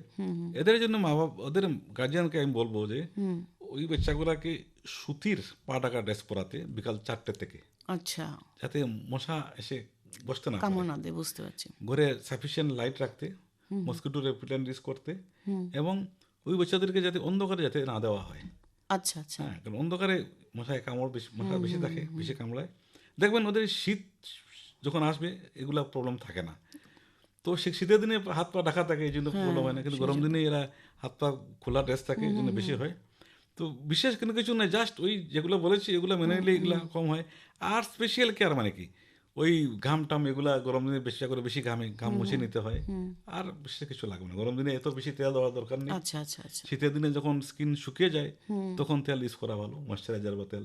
কিন্তু গরম দিনে বলবো যেখানে ঘাম বেশি সেখানে তেল দেওয়ার দরকার নেই, দরকার নেই। আর শরীরটা চিপচিপা হয়ে যায়, প্রবলেম হয়। আচ্ছা, আচ্ছা, আচ্ছা। আমার আরেকজন শ্রোতা বন্ধু ফোন করেছেন, দেখি। হ্যালো। হ্যালো। হ্যালো। হ্যাঁ, নমস্কার। ডাক্তারবাবু নমস্কার। হ্যাঁ, বলুন। নমস্কার, বলুন। বলুন আপনার আমি সমস্যা। তো হুম। সুদীর্ঘ 26 বছর থেকে ডায়াবেটিস রোগে ভুগতেছি, যে কারণে আমার শারীরিক অক্ষমতা যেটা, এটা হওয়ার মতো নয়। Hypertension, high pressure, heart disease, kidney, আচ্ছা, হাত পা টানা সবসময়, যে কারণে আমার যেটা গোপন অঙ্গ, এটার মধ্যে আমার অসুবিধা, যেটা হওয়ার মতো নয়। গোপন অঙ্গ মানে পুরুষাঙ্গে প্রবলেম হচ্ছে আপনার, এটার মধ্যেই প্রবলেম। ওটা সামনের দিকটাতে কি মানে ফাটা ফাটা ফেটে যায়, সাদা সাদা জমা হয় ফেটে যায় জলে? না, মানে স্ট্যান্ডটা হয় না আর কি রোগের কারণে। 26 বছর থেকে ডায়াবেটিস তো। ডায়াবেটিস রোগে এটা তো নিউরোপ্যাথি হয়ে এগুলা ফাংশন চলে যায়, এটা তো কিছু কি বলবো, এটা তো ডায়াবেটিস রোগ থেকে কি হয় জানেন তো, ডায়াবেটিক, নিউরোপ্যাথি, নেফ্রোপ্যাথি, সব প্যাথি, হ্যাঁ, হুম। রেটিনোপ্যাথি। তো ডায়াবেটিস রোগ থেকে নিউরোপ্যাথি হয়ে আস্তে আস্তে ধীরে ধীরে নার্ভগুলা ফাংশনিং কমে যায়, এই জন্য হতে পারে আপনার পুরুষাঙ্গে। হ্যাঁ, তো এগুলা তো আর মানে কি বলবো, আনঅ্যাভয়েডেবল, কিছু করার নেই। তবে আপনি ডাক্তারের পরামর্শ নিয়ে যদি সিলডেনাফিল বা টাডালাফিল জাতীয় ঔষধ নিতে পারেন তাহলে নিতে পারেন, কিন্তু অবশ্যই তার আগে আপনি ডাক্তারের পরামর্শ নিতে হবে, নাহলে কিন্তু আমি আপনাকে ডিরেক্ট এখান থেকে বসে এইগুলো ওষুধ খাওয়ার কথা বলবো না। পরামর্শ নিয়ে যদি এলাও করেন ডাক্তার, হার্টের কন্ডিশন ভালো থাকে তাহলে খেতে পারবেন, আদারওয়াইজ আপনি এইগুলা জিনিস থেকে আর কি করবেন, উপায় নেই। এত দীর্ঘদিনের ডায়াবেটিস রোগ, আবার বলছি ডায়াবেটিস রোগ হয়ে নার্ভ নষ্ট হয়ে এগুলা ড্যামেজ হয়ে যায় এবং অনেকগুলো ফাংশন হয় না, আপনি আর কি বলবো, আর বলার কিছু নেই। আচ্ছা, নমস্কার। নমস্কার। ধন্যবাদ। তো এমনিতে আমি আগের যিনি ফোন করেছিলেন, যে এই ওনার যে স্কিনের কিছু সমস্যা, মানে সমস্যা বলতে যেটা ব্রণ বা ওনার মানে এই ধরনের কিছু, তো এই ক্ষেত্রে আর আমরা এটা কি মানে মানে ওষুধ খেলে খুব মানে খাওয়াটা জরুরি, না ওষুধ লাগালেই সেরে যায় এরকম কিছু? অবস্থা বুঝে, মানে যদি অল্প অল্প থাকে তাহলে কিন্তু ওষুধ লাগালে হয়ে যাবে, ফেস ওয়াশ করবে, ওষুধ লাগালে হয়ে যাবে। কিন্তু যদি বেশি হয় তাহলে ওষুধ খেতে হবে, নাহলে হবে না। যেমন ইনফেকশন যদি থাকে, যদি হ্যাঁ প্রোপিনোব্যাকটেরিয়াম একটি ইনফেকশন যদি হয় পিম্পলসে, তাহলে ডক্সিসিক্লিন যদি ওষুধ খেতে হবে, নাহলে কন্ট্রোল করা যায় না। বা ওই যে বললাম লেট অনসেট একনি, যেগুলা হরমোন মিডিয়েটেড, সেখানে হরমোন থেরাপি দেওয়া যেতে পারে, কিন্তু হরমোন থেরাপিতে অনেক সাইড এফেক্ট হয়, এই জন্য আমরা হরমোন থেরাপিতে যাই না। কিন্তু রেটিনার জাতীয় কিছু ওষুধ আমরা দেই, ওগুলা মানে ওই পিম্পলস বা যা ব্রণ বললেন ওইটার আলটিমেট ট্রিটমেন্ট, এবং তখন ওইটা খেতে হবে, ওইটা দিলেই আলটিমেটলি কন্ট্রোল হয়ে যায়। আর অ্যালার্জি থেকে কি মানে ধরুন অন্য কোনো বিভিন্ন সমস্যা, শ্বাসকষ্ট, এগুলো তো মানে দেখা দেয় না অ্যালার্জি থেকে? এটোপি বলে একটা টার্ম আছে, এটোপি, বাংলাতে কি বলে আমি একচুয়ালি বলতে পারবো না, ইংরেজিতে বলে এটোপি। তো এটোপির অনেকগুলা পার্ট আছে, যেমন ব্রঙ্কিয়াল অ্যাজমা, অ্যালার্জিক রাইনাইটিস, যদি সর্দি বারবার সর্দি হাঁচি দেওয়া, বারবার, হ্যাঁ, হ্যাঁ, তারপরে খুব শ্বাসকষ্ট, বেশি হাঁচি দেয়, অ্যাজমা, হ্যাঁ, শ্বাসকষ্ট। তারপরে ড্রাই স্কিন, আচ্ছা, ড্রাই স্কিন, তারপর স্কিনে এক্সিমা হওয়া, এটোপিক ডার্মাটাইটিস বলে, আরও কিছু ধরনের এক্সিমা আছে, তারপরে হে ফিভার, এগুলো সব এগুলার এই প্রসেসের একটা পার্ট। এর মধ্যে আর্টিকেরিয়া যদিও ডিরেক্টলি এগুলোর মধ্যে পার্ট না, কিন্তু আর্টিকেরিয়া ওই অ্যালার্জি মিডিয়েটেড, হ্যাঁ, অ্যালার্জি মিডিয়েটেড। এবং আর্টিকেরিয়াটা কিন্তু ওই আপনার ব্রঙ্কিয়াল অ্যাজমা যেটা বললাম, শ্বাসকষ্ট বা ওইটার সঙ্গে ডিরেক্ট কানেকশন নেই, আর্টিকেরিয়াটা একটু সেপারেট, কিন্তু এটাও অ্যালার্জি, এটা এক ধরনের অ্যালার্জি। সেই অ্যালার্জি থেকে দেখা যায় যে মানে খুব বেশি কাশি হয়, মানে ড্রাই কাফ যেটা বলে, অ্যালার্জি কাফ, অ্যালার্জি কাফ, হ্যাঁ। তো এই ক্ষেত্রে ওই অ্যান্টি অ্যালার্জিক নিলেই ঠিক আছে, বা কোনো ইনহেলার নেওয়ার দরকার নেই। যদি মানে ওই শ্বাসকষ্ট যদি হয়, আচ্ছা, ব্রঙ্কোস্পাজম, এটা মেডিসিন বিশেষজ্ঞরা বেশি ভালো জানেন। আচ্ছা, আচ্ছা, ব্রঙ্কোস্পাজম যেখানে হয়, শ্বাসকষ্ট যদি শুরু হয়ে যায়, তখন তো ব্রঙ্কোডাইলেটর মানে ইনহেলার নিতে হবে, যাতে শ্বাস নালীটা যাতে যাতে বাতাস ঢুকতে পারে। আচ্ছা, আরেকটা জিনিস আমি মানে জানতে চাইছি যে এক্সিমাটা কি কখনো ভালো হয় না? এক্সিমা বলতে যেটা মানে অনেক সময় এক্সিমা, অনেক কিছুকেই তো এক্সিমা বলা হয়, যেটা একটা স্পট পড়লো, চুলকায় এখানে, বা একটু একটু জল মানে একটু জল পড়ে, সেরকম আর কি কিছু। মানে আরেকজন আমাকে যেমন একদিন মানে আমি ওনার বাড়িতে গেছি, তো উনি বলছিলেন যে ওনার ঝিঙে গাছ থেকে অ্যালার্জি। তো ঝিঙে গাছে কিছু মানে উনি প্রথম বুঝতে পারেননি, ঝিঙে গাছ লাগিয়েছেন, এটা উঠে মানে ঝিঙে তুলতে গেছেন, তারপর ওনার হাতে মানে অনেক দিন থেকেই একটা মানে কালো কালো দাগ, চুলকায়, জল পড়ে, তারপর হ্যাঁ রেশেছে, তারপর উনি মানে ডাক্তারের কাছে গেলেন, যেটা বলেন যে ঝিঙে গাছ থেকে হতে পারে। তো এই যে এখন বলছি আমি, কন্টাক্ট ডার্মাটাইটিস বলে একটা টার্ম আছে, আবার বলছি এগুলাতে বাংলাতে কি বলে আমি এক্স্যাক্টলি জানি না, কারণ আমরা ইংলিশ মিডিয়ামে বইগুলোতে ইংরেজিতে, যেটা বলে কন্টাক্ট ডার্মাটাইটিস, মানে সামথিং কেম ইন, কিছু মানে ত্বকের সংস্পর্শে এসে অ্যালার্জি, ত্বকের মধ্যে প্রবলেম হয়, অ্যালার্জি হয়ে যায়, ওইগুলোকে বলে কন্টাক্ট ডার্মাটাইটিস। এবং কন্টাক্ট ডার্মাটাইটিস যে কোনো কিছু থেকে হতে পারে, প্ল্যান্ট থেকে হতে পারে, অ্যানিমেল থেকে হতে পারে, এই বিড়ালের লোম, কুত্তার লোম, এগুলোর থেকে হতে পারে। তারপরে ওই ঝিঙে গাছ হোক, পটল গাছ হোক, অনেক যে কোনো গাছ থেকে, ফুলের বাগান, ঘাস, এগুলোর থেকে, যেমন হাতে মুখে এক্সপোজ পার্টে যেখানে লেগে যায় ওখানে হয়ে যেতে পারে। তারপরে আমরা একটা এক্সাম্পল আমি দিচ্ছি, চুলের কালো রং, হেয়ার ডাই, আচ্ছা, hair die, black hair die, যেটার মধ্যে হেয়ার ডাই, হ্যাঁ, প্যারাফেনাইলিন ডাইয়ামাইন বলে একটা কেমিক্যাল থাকে, ওইটা কিন্তু চুলে লাগানো হয় এবং বেশ ভালো, চুলে কালো একটা এসে দিয়ে দেয়, এবং যেটা লাস্টিং, যেগুলো অন্য কিছু দিতে পারে না, কিন্তু আচ্ছা আচ্ছা, লাস্টিং হয় না, এত কালো হয় না। ওই গডরেজ, সুপার পাস, অনেক কিছু পাওয়া যায়। ওই প্যারাফেনাইলিন ডাইয়ামাইন কিন্তু যখন লাগাতে লাগাতে লাগাতে অনেক সময় শরীরে এটাকে আর বুঝে নেয় এটা যে এটা সাম আচ্ছা, আউটসাইড কেমিক্যাল, এবং ওইটার এগেইনস্টে তখন চামড়ার মধ্যে রিয়াকশন শুরু হয়, তাকে বলে কন্ট্যাক্ট ডার্মাটাইটিস। এটা সিন্দুর থেকে হতে পারে, আচ্ছা আচ্ছা, হ্যাঁ, অনেক মেয়েদের সিন্দুর থেকে এই কপালের মধ্যে দাগ হ্যাঁ, পড়ে হ্যাঁ, যায়, দাগ পড়ে যায়, এক্সিমেটাস রিয়াকশন হয়ে যায়, আচ্ছা, কন্ট্যাক্ট ডার্মাটাইটিস সিন্দুর ইন্ডুস। হাওয়াই স্যান্ডেল বা স্যান্ডেল থেকে পায়ের মধ্যে কন্ট্যাক্ট স্যান্ডেল থেকে ডার্মাটাইটিস হয়, অনেকে চুরির থেকে হাতের মধ্যে হয়ে যায়, হ্যাঁ, গড়ির রিস্ট বেল্ট থেকে হয়ে যেতে পারে, আংটি থেকে হতে পারে, হ্যাঁ, ওইগুলো আচ্ছা, থেকে, আচ্ছা। এগুলোকে বলে কন্ট্যাক্ট ডার্মাটাইটিস। তো কন্ট্যাক্ট ডার্মাটাইটিস এগুলো থেকে হয়, এবং প্ল্যান্ট খুব ভালো মানে এক্সাম্পল, প্ল্যান্ট থেকে আপনি বললেন ঝিঙ্গা গাছ, সে যে কোনো অনেক গাছ আছে, এগুলো থেকে কন্ট্যাক্ট ডার্মাটাইটিস হয়। কন্ট্যাক্ট ডার্মাটাইটিসের ট্রিটমেন্টটা হচ্ছে মেইন হচ্ছে যেটা থেকে হচ্ছে ওটাকে আইডেন্টিফাই করা এবং অ্যাভয়েড করা। অনেক সময় একজ্যাক্ট পিন পয়েন্ট ফোকাস করা যায় না কোথার থেকে হয়েছে, সেই ক্ষেত্রে আমাদের প্যাচ টেস্টিং করা হয়, কিন্তু এখানে এগুলোর ফেসিলিটি কম, তাই আমি আর প্যাচ টেস্টিংয়ের কথা বলবো না, বলবো যে এটাকে অ্যাভয়েড করার জন্য, এবং ট্রিটমেন্ট করলে সব আশপাশে কোনো স্কিনের ডাক্তার দেখিয়ে ট্রিটমেন্ট করলে এটা কমে যায়। আচ্ছা, আচ্ছা। জাস্ট অ্যাভয়েড করতে হবে, কিন্তু নাহলে আবার হবে। বুঝতে পারছি, বুঝতে পারছি। তো এমনিতে অ্যালার্জি টেস্ট কি আমাদের শিলচরে হয়? অ্যালার্জি টেস্ট হয়, কিন্তু প্যাচ টেস্টিং যেটাকে বলে, আচ্ছা, সেটা হয় না। প্যাচ টেস্টিংটা হয় না, কিন্তু এমনি অ্যালার্জি টেস্ট বোঝা যায় কিসের থেকে কিসের হচ্ছে? থেকে হচ্ছে। অনেকগুলো টেস্ট, কস্টলি মানে দামি টেস্ট আচ্ছা, বোঝা যায়, কিন্তু যেমন ফুড অ্যালার্জি, এগুলো হয় allergy comprehensive allergy screening test বললে হয়ে যায় ভালো ভালো সেন্টারগুলোতে। সেটাতে আপনি চাল না ডাল না বাদাম না সয়াবিন না দুধ, মাংস, মাছ, ঠিক আছে, ঘাস, যে কোনো কিছু থেকেই হতে পারে। গ্রিন টি, অনেকগুলো কারণ এগুলো থেকে কোনো কারণ বেরোতে পারে। বুঝেছি। আর এমনিতেই বাচ্চাদেরকে ডাইপার পরানো কি সেফ না? এটা থেকে রেশ, অনেক সময় দেখা যায় এটা থেকে রেশেস, কিছু রেশগুলো বেরোয় আর আমরা কি। তো আমি অনেকে বলি, যারা অনেক গার্জিয়ান বাচ্চাকে একদম একদম এগুলা ছোটবেলায়, কি কি লাগিয়ে নিয়ে আসে, বুঝতে উপরে, পারছি। আমি তোকে বলি যে যখন আপনারা কি যখন ছোট ছিলেন এগুলা লাগিয়েছিলেন, বলে না, তাহলে কেন লাগান, বলে না বাচ্চা তো এরকম করে দেয়, পটি করে দেবে, বলে বাচ্চা তো করবি, হ্যাঁ, কোনো দিকে আচ্ছা যাচ্ছেন কোথাও, বিশেষ করে মতো অল্প সময়ের জন্য লাগাতে পারেন, কিন্তু ম্যাক্সিমাম ওরা কি করে হোল মানে রাত্রিবেলা লাগিয়ে দেয়, হ্যাঁ, হ্যাঁ, হ্যাঁ। যাতে রাত্রে উঠে ওটাকে রাত্রেবেলা চেঞ্জ করতে হয় না, change আর করতে হয় না, ঘুমোতে। হ্যাঁ। এটা তো আমি বলি এটা তো হবে না, আচ্ছা, এটা রাত্রেবেলা ঠিক বাচ্চা- নয়। এটা একদম ঠিক না, কিন্তু যত ভালো কোম্পানি দামি প্রোডাক্ট বের করুক না কেন, ডায়াপার থেকে র্যাশ হবেই। এবং কি দোকান, এবং অনেক সময় বাচ্চারা এগুলা ক্ষেত্রে এগুলো জায়গায় পার্মানেন্ট স্পট পড়ে যেতে পারে, আচ্ছা, আমি বলবো এগুলো অ্যাভয়েড করা ভালো। না, বাচ্চাদেরকে তো সেভাবেই রাখতে হবে যেভাবে মানে বাচ্চাদেরকে সুস্থ রাখা যায়। সুস্থ রাখা যায়।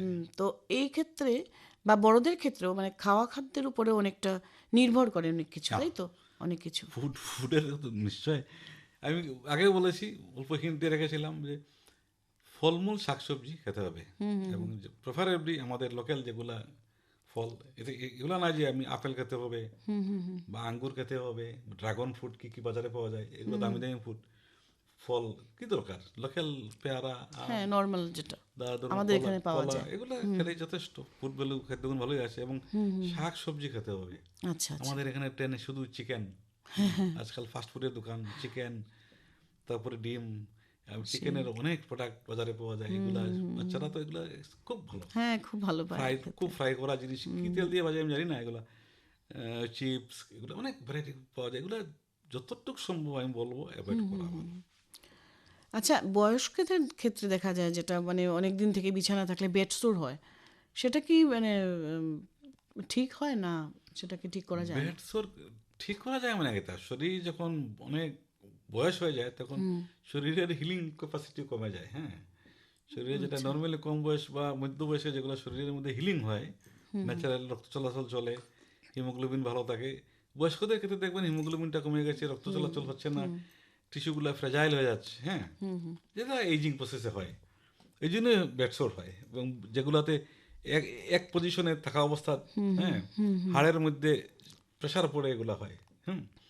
তো এগুলোর জন্য আজকাল অনেক ধরনের ম্যাট্রেস পাওয়া যায়, aqua mattress, water containing mattress, অনেকগুলো ভ্যারাইটি আছে, এবং পজিশন চেঞ্জ করতে বারে বারে পজিশন চেঞ্জ করতে হয়। হিমোগ্লোবিন কম থাকে, এই বাকিগুলা কিন্তু ফুলফিল করতে হবে, পজিশন বারে বারে চেঞ্জ করতে হবে, এক পজিশনে বেশিক্ষণ রাখা যাবে না, রাখা যাবে না। প্রপার কেয়ার দরকার, তাহলে কিন্তু বেডসোর অ্যাভয়েড করা যায়। একটু সময় লাগবে, নো ডাউট, কারণ আমি যে বলছি বয়স হলে হিলিং ক্যাপাসিটি কমে যায়, এই জন্য সময় লাগবে, কিন্তু হয়ে যাবে। কিন্তু ওই কেয়ারটা বেশি দরকার, কিন্তু কেয়ার নিলে খুব কিন্তু বেশি দরকার। আচ্ছা কেয়ার করলে কিন্তু ওই হবে না, আচ্ছা যেটা বেডসোর বলছেন, তো ওইটা আর হবে না। কিন্তু ওই ওই জায়গাটাতেই বেশি ইম্পর্টেন্সটা দেওয়া দরকার, যে কেয়ারটা নিতে হবে, বারে বারে পাশ ফিরিয়ে শোয়াতে হবে। এক পজিশনে বেশিক্ষণ থাকলে ওইখানে ইস্টিমিয়া হয়ে যায়, মানে চাপ রক্ত পড়ে। চলাচল বন্ধ হয়ে এই জায়গাটার মধ্যে ঘা শুরু হয়ে যায়। আচ্ছা আচ্ছা আচ্ছা। তো অনেক সময় দেখা যায় যে কিছু বয়স্ক মানুষ আছেন যাদেরকে মানে সরানো যায় না, এমনভাবে ওষুধের প্যারালাইসিস হয়ে গেছেন, উনি একইভাবে শুয়ে আছেন, সেক্ষেত্রে ওনার এয়ার ম্যাট্রেস এগুলোই মানে ইউজ করাটা ভালো, use এবং করাটা ভালো। ওই যে কেয়ার বললাম না, পজিশন চেঞ্জ care, করাতে হবে, বুঝতে বাম পারছি। সাইডে কাত করে শোয়াতে হবে, বাম দিকে ডান দিকে, তাহলে কিন্তু এক জায়গায় বেশিক্ষণ প্রেশার পড়ে না, তখন আর হবে না। আদারওয়াইজ কিন্তু ওই উল্টা শুয়ে থাকলে কিন্তু হবেই, পিছন দিকে হবেই। বেডসোর হবেই। আচ্ছা, ত্বকের ক্ষেত্রে কত পর্যন্ত সানস্ক্রিন আমরা ইউজ করতে পারি দরকার আমি তো আমাদের? বললাম আমাদের স্কিনকে, ত্বককে অনেক ভাগে ভাগ করা হয়েছে, টাইপ 1 2 3 4 5 6 ছটা ভাগ করা হয়েছে। যেমন ওই সেল্টিক এরিয়া যেগুলো বলছি আমি, এই সুইডেন, নরওয়ে বা ইউরোপিয়ান কান্ট্রি, আমেরিকান যারা হোয়াইট পিপল, ওদের আচ্ছা। স্কিন টাইপকে ধরা হয় 1 2। আমাদের ইন্ডিয়াতে ধরুন 3 4, আচ্ছা। আর নিগ্রো যারা একদম কালো 5 6। যে একদম যারা 5 6, ওদেরকে সানস্ক্রিন দেওয়ার দরকারই নেই, দরকারই নেই। ওদের মেলানিন পিগমেন্টেশন এত বেশি, ন্যাচারালি প্রোটেকশন পাওয়া যায়। কারণ ওই চামড়ার মধ্যে যদি মেলানিন পিগমেন্টেশন যার যত বেশি, তার ফটো প্রোটেকশন মানে সানলাইটের প্রোটেকশন ভালো, কারণ মেলানিন ন্যাচারালি প্রোটেকশন দিয়ে রাখে। যারা ইউরোপিয়ান ফর্সা মানুষ, ওদের মেলানিন একদম কম থাকে, ওরা ভেরি মাচ এক্সপোজ, একটু রোদে বেরোলেই ওদের ট্রেনিং হয়ে যায়। ট্রেনিং হয়েছে, আর হ্যাঁ। আমরা হলাম ইন্ডিয়ান ঠিক মাঝখানটাতে, আচ্ছা আচ্ছা। হ্যাঁ, না এক্সট্রিম। তো আমাদের ক্ষেত্রে মানে বইয়ে যেগুলো দেখেছি আমি, 15+ হলেই হয়ে যায়। 15+। তো আমি বলবো ম্যাক্সিমাম 30 বা 50 ইউজ করা, এর থেকে বেশি ইউজ করার দরকার দরকার নেই। নেই। কিন্তু আমাদের মধ্যে যারা একদম ফর্সা, এরা আরো অল্প বেশি ইউজ বেশি করতে করে পারে। তো এভাবে এসপিএফ বেশিতে মানে এমনিতে তো ক্ষতি হওয়ার কোনো না, ক্ষতি আশঙ্কা হবে নেই। না। এগুলো chemical, physical sunscreen, chemical sunscreen. হ্যাঁ, সানস্ক্রিনের মধ্যে দুটো টাইপ আছে, কিন্তু ফিজিক্যাল না কেমিক্যাল। আচ্ছা। ফিজিক্যাল সানস্ক্রিন থেকে কিন্তু কোনো প্রবলেম হয় না। যেমন জিঙ্ক অক্সাইড, আচ্ছা এটাকে ফিজিক্যাল বলা হয়, মানে এগুলাকে শরীরের মধ্যে কোনো রিয়াকশন হয় না। আচ্ছা আচ্ছা। কিন্তু কেমিক্যাল যেগুলো সানস্ক্রিন আছে, ওইগুলাতে অল্প প্রবলেম হতে পারে, অনেক সময় কন্ট্যাক্ট স্কিনে রিয়াকশন হতে পারে, যার প্রবলেম হয় অ্যাভয়েড করা ভালো, এবং ফিজিক্যাল সানস্ক্রিন বেশি ইউজ করা ভালো। জিঙ্ক অক্সাইড থাকা, আমি বলছি জিঙ্ক অক্সাইড থাকা সানস্ক্রিন ইউজ করা বেশি ভালো, এবং জেনারেলি প্রবলেম হয় না। কিন্তু এই ধরুন মুখটা অনেক সময় ঘেমে যাওয়া, এগুলা কিছু কিছু প্রবলেম হয় সানস্ক্রিন থেকে, অনেকে সহ্য করতে পারে না, বলে গরম লাগে, ঘেম হয়ে যায়, ঘেমে যায় আস্তে মুখ, আমি পারি না। তাই আমি বলবো যে না পেলে তো কিছু করার নেই, avoid করা ভালো, যেটা সুইটেবল। এবং ফিজিক্যাল সানস্ক্রিন এভাবে বলছি, জিঙ্ক অক্সাইড থাকা সানস্ক্রিন ইউজ করাটা বেশি ভালো। আচ্ছা আচ্ছা।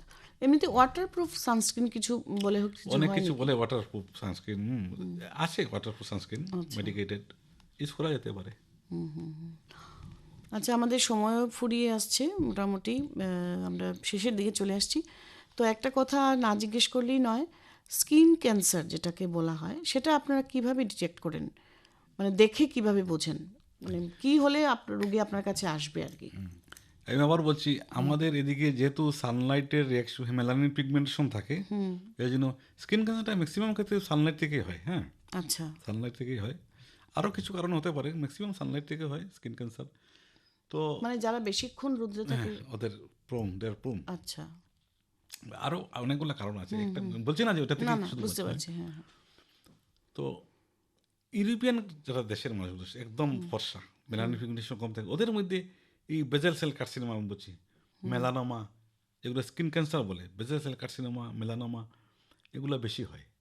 আমাদের এইসব দেশে একদম পাবে না, খুব কম বেজেল সেল কার্সিনোমা, মেলানোমা। বেজেল সেল কার্সিনোমা হয়, তো এগুলো দেখে বেজেল সেল কার্সিনোমা বা মেলানোমা দেখে কী করে বুঝতে হয়, বা স্কোয়ামাস সেল কার্সিনোমা, যদি শরীরের মধ্যে কোনো জায়গা আছে ঘা হয়ে গেছে এবং কোনো কিছুতে কমছে না, হুম কোনো কিছুতেই কমছে না, ঘা হয়ে গেছে কোনো জায়গায় কমছে, তখন সন্দেহ করতে হবে এটাকে কি ম্যালিগন্যান্ট মানে ক্যান্সারের দিকে আচ্ছা যাচ্ছে নাকি। আচ্ছা আচ্ছা, আচ্ছা 2 নম্বর, একটু মানে বেজাল সেল কার্সিনোমা কম বয়সে পাবেন না, একটু এগুলো বয়স হলে হয়, হ্যাঁ, আচ্ছা ডিএনএ ড্যামেজ হয়। তো এক বয়স হওয়ার পর 40-এর পরে মুখের মধ্যে বা সান এক্সপোজ এরিয়াতে হুম হুম অল্প অল্প জায়গাটা ফুলে যাওয়া, এর মধ্যে অল্প কালার চেঞ্জও থাকতে পারে। হুম হুম, এগুলো হলে মানে নর্মাল সবাই ফার্মেসি থেকে বা ডাক্তার থেকে ওষুধ খায় লাগায়, কি রেসপন্স পাবে না, কিন্তু তখন কিন্তু সন্দেহ করতে হবে এটা কি ক্যান্সারের দিকে যাচ্ছে। আচ্ছা আর মেলিগন্যান্ট মেলানোমা হচ্ছে একটু অন্য ধরনের, যেটা কালো হয়ে যায়, কালো স্পট।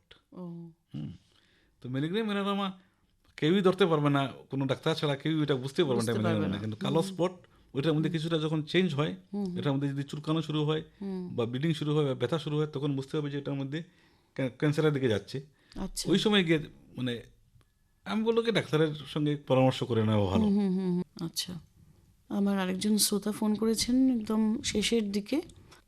হ্যালো, হ্যাঁ, আমি শিলচর থেকে বলছি। হ্যাঁ বলুন। ডাক্তারবাবুকে দিন, আমি আমার একটা জিজ্ঞাসা আছে। হ্যাঁ আছেন উনি, শুনতে পাচ্ছেন, আপনি বলুন। আচ্ছা, আমার একটা জিজ্ঞাসাটা হচ্ছে, আপনি যেহেতু চর্মরোগ বিশেষজ্ঞ, একজন বিশিষ্ট চর্মরোগ বিশেষজ্ঞ শহরের, তো এটা হচ্ছে আমার দীর্ঘদিনের একটা জানার ইচ্ছা যে শহরে যেভাবে বিউটি পার্লারগুলো গড়ে উঠছে এবং কৃত্রিম উপায়ে আহ, এখানে অনেক কিছু হয়, মানে সৌন্দর্যকে বাড়িয়ে তোলার জন্য, সেক্ষেত্রে স্কিনের সমস্যা নিশ্চয় হতে পারে। তো আপনার কাছে এ ধরনের কোনো সমস্যা নিয়ে কেউ কি আসেন, বা এটা কি বাড়ছে স্কিনের সমস্যা এই যে বিউটি পার্লারের বাড়বাড়ন্তের সময়? আচ্ছা, বলছি আপনাকে, বিউটি পার্লার থেকে গিয়ে তো অনেক সেই ফেসিয়াল করায়, মেসেজিং করায়, হ্যাঁ, অনেক অনেক কিছু করায়। অনেক কিছু করায়, যেমন থ্রেডিং, এই যে আইব্রো থ্রেডিং এগুলো করায়। তো এগুলো যদি যদি একটা একটা করে বলছি আমি আপনাকে, যেমন অনেকে মেলুক বিউটি পার্লারে গিয়ে থ্রেডিং করায়, আপনি হয়তো খবর নিয়ে দেখবেন। আইব্রো যে বলছি, আইব্রো, চোখের ভুরু থ্রেডিং, থ্রেডিং বলে বিউটি পার্লারে। তো এটা যদি কোনো হাইজিনিক যদি না হয়, সেম জিনিস দিয়ে যদি একজনের পর আরেকজনকে ইউজ করতে থাকে এগুলা জিনিস, থ্রেডগুলা, তাহলে কিন্তু এগুলোর মধ্যে এক ধরনের ভাইরাস ইনফেকশন হয়ে যায়, বুঝলেন তো? প্লেন ওয়ার্ড আমরা প্লেন ওয়ার্ড, হ্যাঁ, ভাইরাস ইনফেকশন হয়ে যায়। তারপরে ধরুন যেগুলা কেমিক্যাল ওরা ইউজ করে ফেসিয়ালে, এগুলোতে কোনো সময় কন্ট্যাক্ট ডার্মাটাইটিস মুখে হতে পারে। হ্যাঁ, এটাই হচ্ছে ব্যাপার। এইভাবে যে মানে ইউজ, নিঃসন্দেহে এগুলো কেমিক্যাল মিশ্রণ থাকে এগুলোতে। হ্যাঁ, থাকবেই। হ্যাঁ, হ্যাঁ। তো এগুলোতে কি সমস্যা কি বাড়ছে? আপনাদের কাছে কি পরিসংখ্যান কি বলে? পরিসংখ্যান তো এত তো আমরা এগুলো পরিসংখ্যান স্টাডি করতে হবে, তাহলে দেখলে আমি 100% গ্যারেন্টি দিয়ে বলতে পারবো না। কিন্তু প্রবলেম তো হয়, কিছু তো প্রবলেম হতে হয়। ফেসিয়াল করার পর রিয়াকশন হয়ে যায়, মুখের মধ্যে দানা দানা দানা দানা বেরোয়, তারপরে শালের মতো বড় হয়, অ্যালার্জি বেরোয়, তখন আমাদের কাছে কনসালটেশনের জন্য আসে। কিন্তু বিউটি পার্লার এমন এক জিনিস, ইনস্ট্যান্ট মুখটাকে এত সুন্দর গ্লোয়িং করে দেয় ওরা, মানুষকে আটকানো যায় না। প্রবলেম তো এখানেই হচ্ছে না, ইনস্ট্যান্ট একটা গ্লো এনে দেয় না ওরা, যার জন্য মানুষ যাবেই। এটা কি করে আটকাবেন আপনি? ল এবং রুল আনতে হবে, আদারওয়াইজ এটাকে আটকানো আমি যা দেখলাম অসম্ভব। কিন্তু প্রবলেম হয়, বললাম তো, মুখের মধ্যে র্যাশ হয়, অ্যালার্জি হয়, চুলকানো হয়, ব্রণের মতো বা পিম্পলসের মতো বেরোয়। এদের জন্য ওরা আমাদের কাছে আসে। এবং আবার বললাম, ওই যে আইব্রো থ্রেডিংয়ের থেকে কিছুটা ওয়ার্টের মতো ভাইরাস ইনফেকশন মতো হয়ে যায়, হ্যাঁ, এগুলো ট্রিটমেন্ট করতে আমাদের কাছে আসে।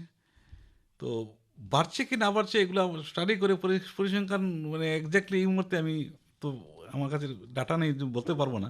কিন্তু প্রবলেম তো হয়, বললাম তো প্রবলেম হয়। মানে মানে সেই অর্থে অ্যাওয়ারনেসটা দরকার, অ্যাওয়ারনেস সবার। ডেফিনেটলি অ্যাওয়ারনেস দরকার। হ্যাঁ, হ্যাঁ, অ্যাওয়ারনেসটা দরকার। হ্যাঁ। আচ্ছা, আচ্ছা, আচ্ছা, ঠিক আছে, ধন্যবাদ। হ্যাঁ, ধন্যবাদ। ধন্যবাদ আপনাকে। সেটা সত্যি কথা, আমাদের কিছুটা সতর্কতা অবলম্বন করতে হবে বিউটি পার্লারগুলোতে গেলে। যেমন ফেসিয়ালের সময় একটা টাওয়াল একজন ইউজ করছে, আরেকজন ইউজ করছে, সেটা দেখো মানে বললাম, দেখো হতে ভাইরাস পারে। ইনফেকশন যেগুলো হয়, কিছু ভাইরাস চামড়ার মধ্যে হয়। আচ্ছা। ভাইরাসগুলো কি বলবো, মানে মোলাস্কাম ভাইরাস, এগুলো চামড়াতে ইনফেকশন হয় এবং এগুলো ভেরি রেজিস্ট্যান্ট, এগুলো সরানো বিরাট কষ্টদায়ক হয়ে যায় অনেক সময়। আচ্ছা হ্যাঁ। আচ্ছা আচ্ছা তো এগুলো ওই যে বললাম, হাইজিন যদি এবং এগুলো কন্টাজিয়াস, আচ্ছা। এবং এগুলোর থেকে বাঁচতে হলে কিন্তু এই প্রপার হাইজিন, এই টাওয়েল, এগুলো জিনিস প্রপারলি দেখতে হবে। কিন্তু আমার মনে হয় না যে এগুলো সব বিউটি পার্লার এগুলো এত আচ্ছা, আচ্ছা। এত বেশি, এত কিছু না না মেইনটেইন না, করবে মনে হয় না। কারণ থ্রেডিং করে আমি দেখেছি তো, থ্রেডিং করে বিউটি পার্লারে করে এসে ওয়াটের মতো হয়ে যায়। এটা বাংলাতে কি বলবো, ওয়াটগুলোকে কি বলে, মেজের মতো, ম্যাজ ম্যাজ বলে, মেজ টাইপের, হ্যাঁ। ম্যাজ টাইপের ছোট ছোট ম্যাজ ভর্তি হয়ে যায়। এইগুলাকে সরাতে কিন্তু বিশাল প্রবলেম হয় আমাদের। আচ্ছা, আচ্ছা, আচ্ছা। তো এই বললাম তো, এই হাইজিন, প্রপার হাইজিন মেনটেন করে থ্রেডগুলা চেঞ্জ করতে হবে, তাহলে হয়তো চান্স কম, আদারওয়াইজ কিন্তু এগুলো হতেই থাকবে। তো আমরা অনুষ্ঠানের শেষ পর্যায়ে চলে এসেছি।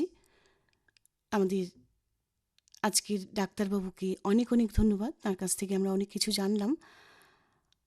তিনি যেভাবে বলেছেন আমার মনে হয় সেভাবেই করা উচিত সব্বাইকে। গরম দিনে আমাদের ত্বকের যত্ন নিতে হবে, কারণ তখন বিভিন্ন ধরনের ত্বকের সমস্যা দেখা দেয়। অ্যালার্জি, তারপর যেমন একজিমা টাইপ যেটা উনি বললেন, চুলকানো, নানান ধরনের র্যাশেস এগুলো আমাদের হতে থাকে। বিশেষ করে বাচ্চাদেরকে খুবই সতর্কভাবে রাখতে হবে, কারণ এই সময় বাচ্চাদেরকে আমরা দেখি যে তারা নানান সমস্যায় ভোগে। যেমন একদমই ছোট বাচ্চা যারা 1-2 মাস, তাদেরকে ডাক্তারবাবু যেভাবে বললেন ডাইপার পরানো থেকে বিরত থাকতে হবে, কারণ এ থেকে নানান ধরনের ত্বকের সমস্যা দেখা দিতে পারে। তো আমরা সবাই সেভাবেই চলবো ডাক্তারবাবুর পরামর্শ অনুযায়ী। এবং যারা টিনেজের বাচ্চারা, যাদের কথা তিনি বললেন, যেমন চুল পড়ে যাচ্ছে, চুল পেকে যাচ্ছে, সেটা হচ্ছে আমাদের খাওয়া খাদ্যর উপর অনেকটা নির্ভর করছে। যেমন আমরা ফাস্ট ফুড বেশি খাই, বাচ্চাদের কথা বলছি। তারপর খুব বেশি চাপ নিচ্ছি পড়াশুনোর জন্য, এবং নিয়মিত শরীরচর্চা করা হচ্ছে না। সেই ক্ষেত্রে এগুলো করে যেতে হবে। শুধুমাত্র ওষুধেই আমাদের সারবে না। এভাবে নিয়মিত শরীরচর্চা এবং চাপমুক্ত বা খাওয়া খাদ্য, যেভাবে সুষম খাদ্য, এগুলো খেতে হবে। তাহলে আমরা নানান ধরনের সমস্যা থেকে রক্ষা পাব। নিয়মিত ফল খেতে হবে। যেমন ধরুন, আমাদের এখানে যে ফলগুলো পাওয়া যায়, কলা, তারপর পেয়ারা, এই নর্মাল ফলগুলোই খেতে হবে। দরকার নেই কোনো দামি ফল, যেটা ড্রাগন ফ্রুট খেতে হবে বা ওরকম কিছু খেতে হবে, সেটার কোনো দরকার নেই।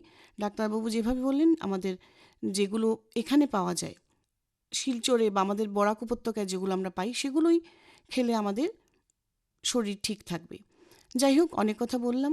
আমরা যাবার আগে আপনাদেরকে একটি ভালো খবর দিচ্ছি, যেটা আগামী 2 আগস্ট রবিবার, ওই দিন থেকে শুরু হবে আমাদের ফোন ইন অনুষ্ঠান, অর্থাৎ সরাসরি আপনারা প্রশ্ন করতে পারবেন ডাক্তারবাবুকে। এবং ওই দিন আমাদের স্টুডিওতে উপস্থিত থাকবেন শিলচর মেডিকেল কলেজের প্রাক্তন অধ্যাপক এবং বিভাগীয় প্রধান, মেডিসিন বিশেষজ্ঞ ডাক্তার গিরিধারী কর।